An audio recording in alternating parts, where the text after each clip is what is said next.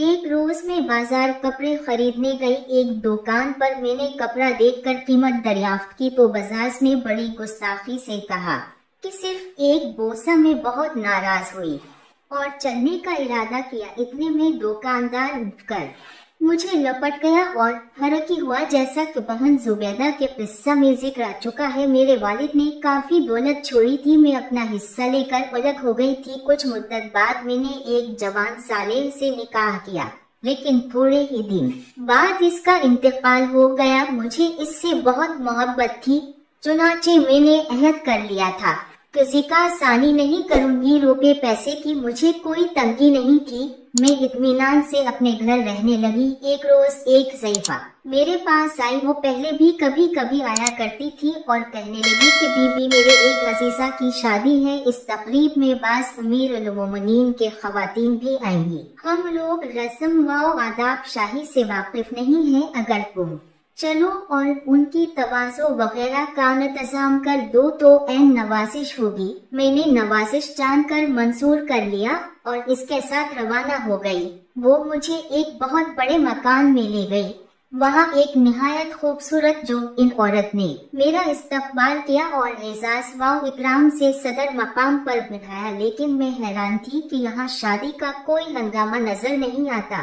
وہ عورت میرے پاس بیٹھ گئی اور کہنے لگی کہ بہن معاف کرنا، شادی تو ایک بہانہ تھا، اصل یہ ہے کہ بہت بڑے افسر کا لڑکا تم پر عاشق ہو گیا ہے، اس کا حال بہت ابتر ہے، تم اس پر کرم کرو اور شادی کر لو۔ یہ سن کر میں بہت ناراض ہوئی کہ کیا ہی یہ شریفوں کا شیوا ہے، ابھی میں شاید اور کچھ سخت و سست کہتی کہ اتنے میں ایک نہایت خوبصورت شکیل نوجوان اندر آیا اور مجھ سے دست بستک کھڑا ہو کر شادی کی درخواست کرنے لگا۔ اندازے سے میں نے سمجھ لیا تھا کہ یہ کسی بہت بڑے آدمی کا لڑکا ہے، اس لیے بہت زیادہ سختی بھی نہیں کر سکتی تھی۔ جب میں نے کوئی جواب نہیں دیا تو وہ کہنے لگا کہ میری جان پر بنی ہے، جب تک تم اقرار نہیں کرتی ہیں تمہیں جانے نہ دوں گا، اور اگر بات بڑھی تو خیر میں تو اپنی جان لے ہی دوں گا، لیکن تم بھی بادہ دول میں رسو ہو جاؤ گی۔ یہ سب باتیں میں بھی سوچ رہی تھی۔ آخر میں نے دل کو سمجھایا کہ نوجوان ہزاروں میں ایک ہی صاحب عزت وقار ہے، خاموشی اور قبولیت میں ہی بہتری ہے۔ چنانچہ میں نے رضامندی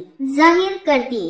اسی وقت قاضی صاحب آ گئے اور ہمارا نکاح ہو گیا۔ میں اپنے شوہر کے ساتھ رہنے لگی، لیکن مجھے یہ معلوم نہ ہو سکا کہ وہ کون ہے۔ ایک روز میں بازار کپڑے خریدنے گئی۔ ایک دکان پر میں نے کپڑا دے کر قیمت دریافت کی تو بازار نے بڑی گستاخی سے کہا کہ صرف ایک بوسہ میں بہت ناراض ہوئی اور چلنے کا ارادہ کیا۔ اتنے میں دکاندار اٹھ کر مجھے لپٹ گیا اور میرے رخسار پر اس زور سے کاٹا کہ خون نکل آیا اور پھر دکان کے دوسری دربار سے بھاگ گیا۔ میں شرم و غیرت کی وجہ سے خاموش گھر چلی آئی۔ شام کو میرے شوہر نے میرا رخسار دیکھ کر پوچھا کہ کیا ہوا۔ میں نے جھوٹ کا سہارا لیا اور کہہ دی کہ چوٹ لگ گئی، لیکن وہ مطمئن نہیں ہوا اور ایک غلام کو بلا کر حکم دیا کہ مجھے قتل کر لے۔ میں بہت روئی پیٹی، لیکن اسے رحم نہیں آیا۔ آخر وہ بوڑھی عورت جو مجھے لائی تھی اس کے قدموں پر گر گئی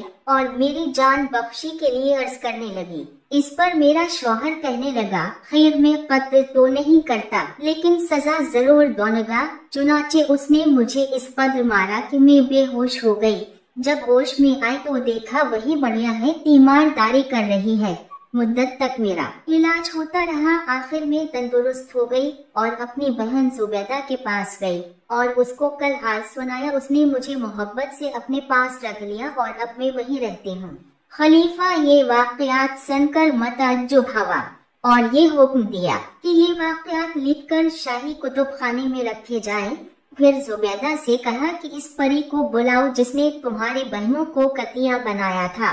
زبیدہ نے پری کا بال نکالا اور اس کو جلا دیا۔ نوری پری سامنے آ کھڑی ہوئی اور خلیفہ کو سلام کیا، پھر کہنے لگی کہ امیر المومنین میں زبیدہ کی بے حد ممنون احسان ہوں۔ خلیفہ ہارون نے پری سے کہا کہ تم ان قیدوں کو اصلی صورت میں لا سکتی ہو۔ پری نے کہا ہاں۔ بادشاہ نے کہا کہ تو ان کو انسان بنا دے۔ پری نے ان پر کچھ پڑھ کر دم لیا दो कैदियां इंसानी जामे में आ गईं। फिर खलीफा ने कहा कि मेरी हुकूमत में उमीना जैसी पाक निहाऊ लड़की पर जुल्म करने वाला शख्स कौन है? परी ने कहा, आपका छोटा लड़का अमीन। फिर उमीना पर पड़ा हवा पानी छिड़का, जिससे उसके सब निशानात जख्म वगैरह साफ हो गए और परी सबको सलाम करके गायब हो गई। खलीफा ने अमीन को तलब किया और उमीना का हाथ इसके हाथ में देकर असली वाकया बताया और कहा कि इसको अपने हरम में रखें। ये बिल्कुल बेगुनाह है। जुबैदा से खलीफा ने खदफ किया